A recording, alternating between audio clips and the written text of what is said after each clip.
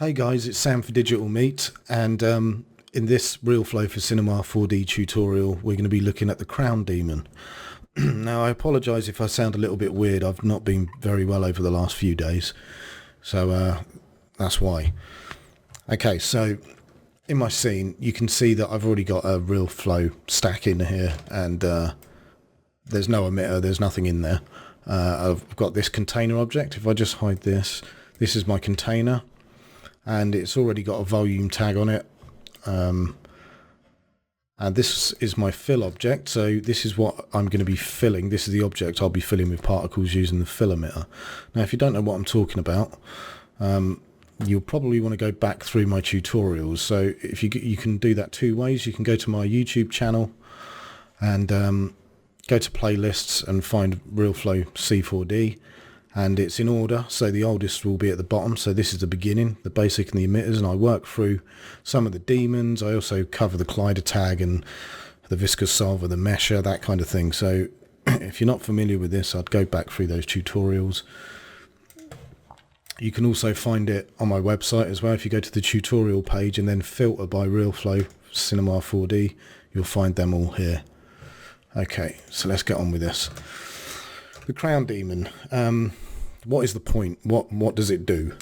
The Crown Daemon, it's basically so you can create customizable crown splashes. You see this kind of thing in advertising, so a drop of water going into another body of water and a slow motion crown splash or something like that. Like I said, this kind of splash can normally be observed when a drop of water is falling onto a water's surface. You'll see a ring rising, and then due to the fluid surface tension, the borders are contracting, forming small droplets. So that gives you the sort of typical crown-shaped look.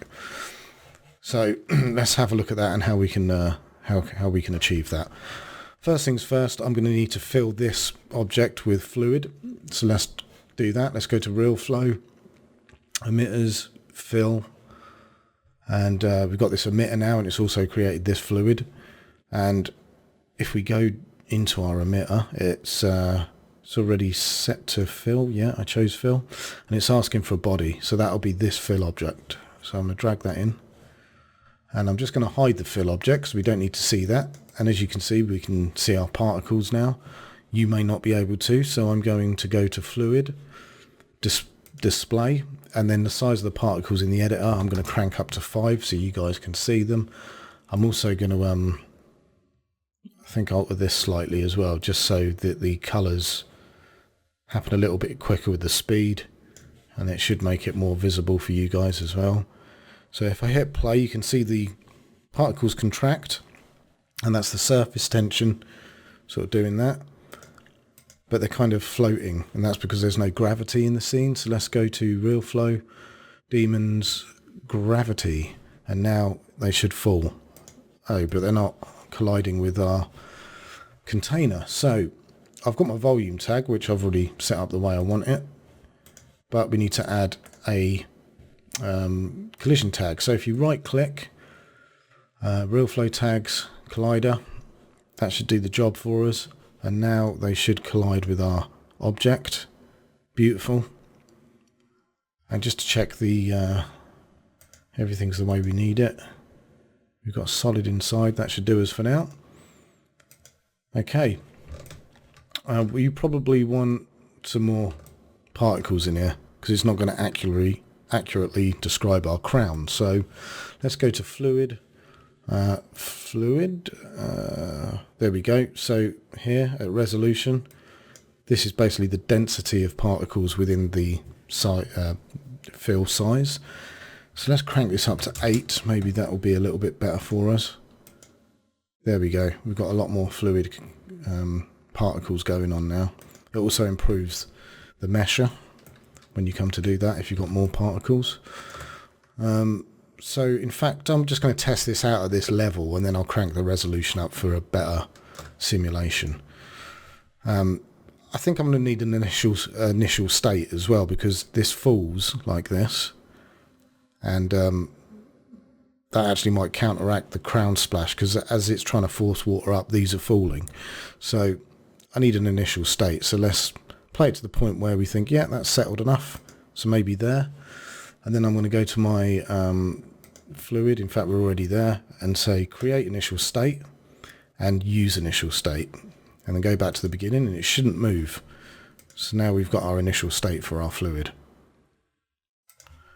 Job's a good one. Let's go to the next thing we're going to need then, which is actually our crown splash. So RealFlow, Demons, and then crown.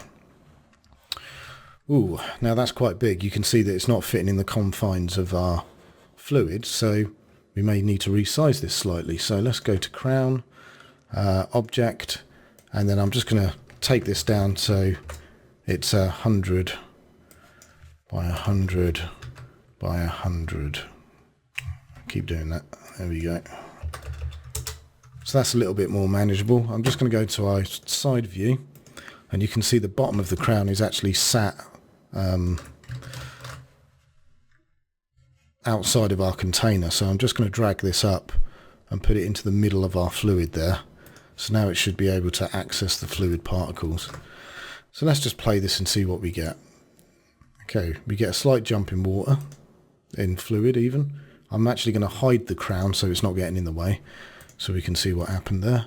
So you can see we had a ring of fluid jump up there, but it's obviously not powerful enough. So let's have a look at the settings for our crown. We got the usual, we got our scene in here in the fluid, but this is the stuff we're interested in. So the strength is currently set to 8,000. This parameter defines the force that will be acted on the particles. Higher forces lead to stronger acceleration and can quickly and a quickly growing crown. So let's crank this up. Let's say 13,000. That might be a little bit overkill, but okay. So we've got a load of fluid jumping up now, and some fluid spilling over the side. So I'm just gonna. You may notice that after the splash has happened, these particles seem to be dragging the particles off the side. And that's because the Crown Daemon has an internal hole filling sheeter function that prevents the fluid from being torn. So I'm just guessing, but I think that might have something to do with it. Also, the surface tension is right up, so we'll come to that in a minute, but that may be part of the reason the particles are being dragged off there. But just so we don't have to calculate particles that are, you know, falling forever, I'm going to put a kill volume in. So let's do that. RealFlow, Demons, and then we've got this K volume. So I'm going to put that in, and we can see we get this box here. And I'm just going to shove the red inner all the way up to the edge, because it doesn't matter about that fall off in the middle really. And then I'm going to go into my side view and say, right, in fact, let's go to the top view. That makes more sense, doesn't it? So I'm going to pull this right in there to maybe about there, and then pull this right in to about there. And then we're going to need to do the same for the height. So let's choose this view, just make it a little bit smaller.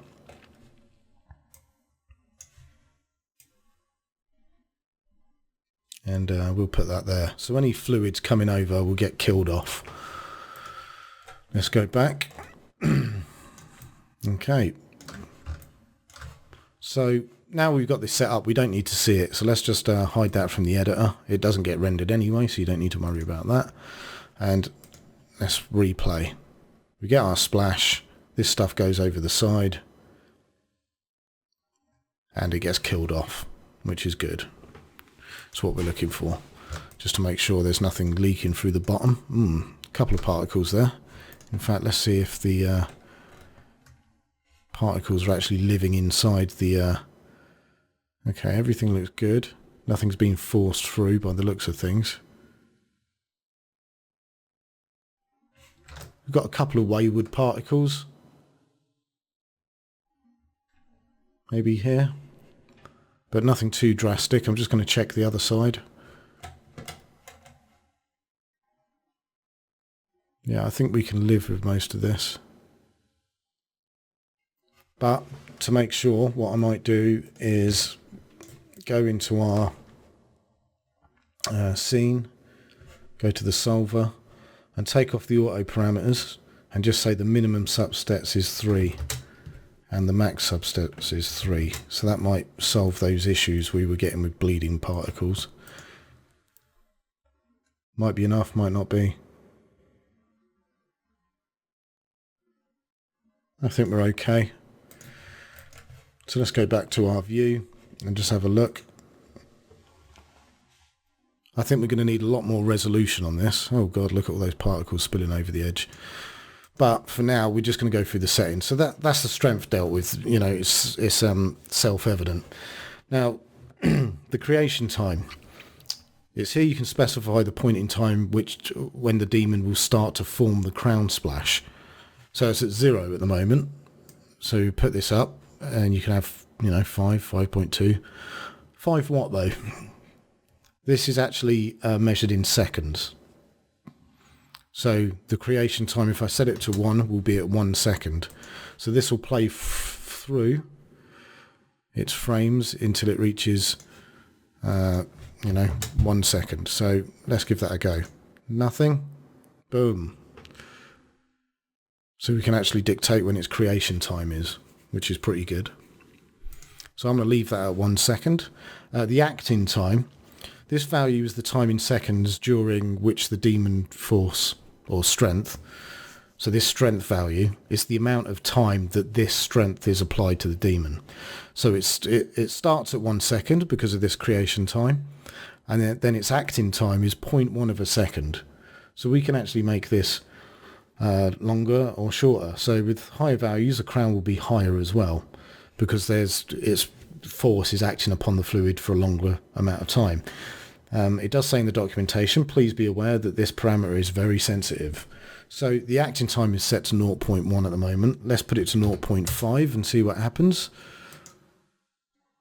Boom. Oh dear. So that's half a second's worth of, you know, acting time there. So that'd be good if you wanted to do an explosion or something like that. That could be quite cool.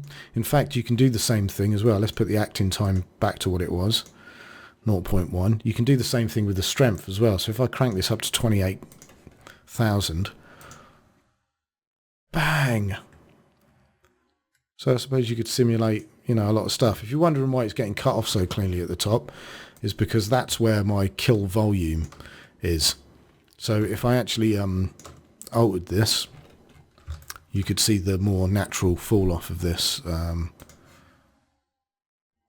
let's just drag that up a little bit. And we might even need to make this wider as well, but I'm not going to worry too much for the time being. Let's turn it off again. Let's go back to the beginning. Play, boom, and off it goes. So yeah, that would be a good way of simulating an explosion. So let's go back to the crown and bring this back down to what we had it at. I think it was 16,000, something like that. I think it was anyway. Let's have a look. Yeah, that seems to be a bit more manageable. Okay, good stuff. Okay, so that's what the acting time does. So I think it's actually okay where it is for the time being. It acts for 0.1 of a second and then it's over. Now, surface tension. This property describes a fluid's tendency to form drops. Obviously with high values you'll see a contraction, but also a coherent fluid with thicker borders. This parameter has been added for your convenience, but you can also use the domain surface tension. So I'm actually going to drop this down a little bit because it was at 50 and I think that's a little bit overkill, and I think that may be contributing to the fluid being dragged over the edge. So let's give this a go now with less surface tension. So there's some fluid that goes over the edge there, and it's still being pulled off over the edge there. So let's crank this down. I actually want to see if this does affect that. Okay, so there's that.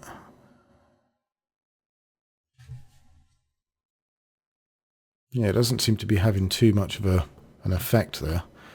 So maybe if I turn this down to 0 then. So there's absolutely no surface tension. Okay, we're still getting a crown splash, that's good. I think maybe it's that sheeter value. Maybe if this was a bigger body of water, it wouldn't have so much an impact. Or maybe if there was more water, it had more depth to it. But again, we're not really too worried about this because you know, this is about the crown splash itself, not the surrounding edge. So there we go. We've got this crown splash going on. Now, like I said, the use cases for this, I could actually fill another container with fluid, say like a sphere or something, and then drop that in, and then use this creation time to match up with when the droplet hits the surface of the water.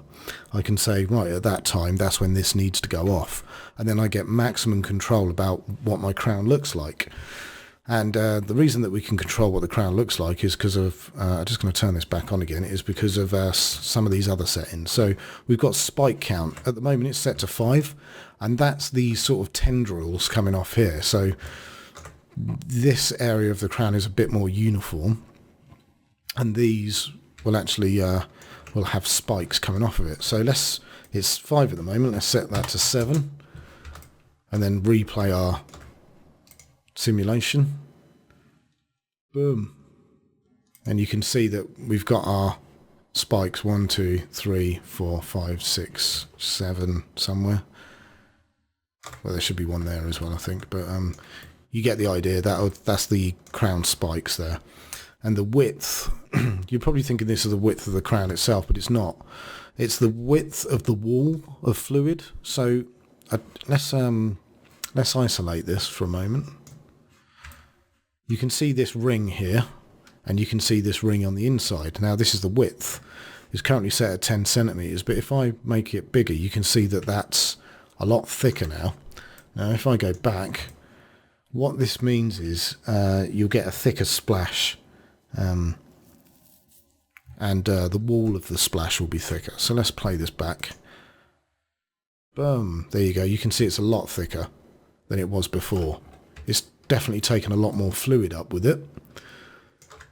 So that's exactly what that parameter does. Now I think for our uses, it was fine at 10 centimeters. Now what about control about the look of the crown? Well, this is where Crown Shape tab comes into effect. Alright, so we're in Crown Shape now. And you can see all these sort of numbers, and I'm going to isolate this slightly. Well, not slightly, I'm going to isolate it. So I'm going to solo this out so we can just see the crown splash itself. Now, if you look at this top value, we do this, it looks kind of like a spline being, like a spline point being moved. And then we've got this one here, and it's going up. So it makes sense that this is X, Y, and Z. And then we've got this anchor in. And again, I think it's, there we go, in the X direction, in the Y direction, and then we've got the Z direction, like this. Now we can actually make life easier for us by ticking on this edit button, because it puts all the points available to us now. So I'm going to leave the bottom ones alone for the time being, but I'm going to grab one of our points. So let's select it. With our live selection, I think I should be able to, oh, maybe not. Here we go. So in object mode, maybe, there we go. So I can actually grab one of these points and move it as I wish. So I might want to move this one up slightly, and I might want to move, I don't know, this side up slightly. So you can really kind of control how your crown splash is going to look. Maybe lower this one down a little bit, and also the spikes as well. I can control the height, so maybe this one's a little bit higher, maybe this one's a little bit lower, higher. I don't know what's happened there. I just tried to control Z on this and it crapped its pants. So maybe I'll use the move tool, maybe that'll be more effective. So let's move this lot up. Yeah, get back to where we were before. Move this. Okay. Seems to be a little bit buggy in places, that, but okay. Maybe lower this one. Okay, so that'll do. And if we go back to our scene, we can actually hide the crown again and play. Now we're getting a slightly different result. You can see where I've made one higher and one lower. And we're getting that crown splash. I think that's a little bit overkill, so maybe turn the strength down a little bit. Say to, I don't know, 12,000. And replay that. Yeah, a little bit more subtle. Probably could do with a little bit more. So now I've got sort of like the basic outline of this. What I'm going to do is I'm actually going to go to my fluid, and I'm not going to use the initial state for a moment. Because I'm going to change the resolution, I'm going to crank it right up. I'm going to put it up to 20. I'm also going to turn the crown off for a minute so I can get my initial state back. So they all fall in. It plays a little bit. It looks pretty settled there. I'm going to say use initial state, create initial state, go back to the beginning. This doesn't change. I can turn my crown back on now, and when I play this, it'll probably chug hard. Boom. Yeah, and we can see that it's struggling a little bit. But I can cache this now, so let's go to our scene, cache, and cache simulation. You can see where it slowed down there. That was the point that the crown was activated. It does, you know, take its toll on the fluid simulation. Come on. There we go. And if we go back to the beginning now, it'll play back in real time. Bang. Very good.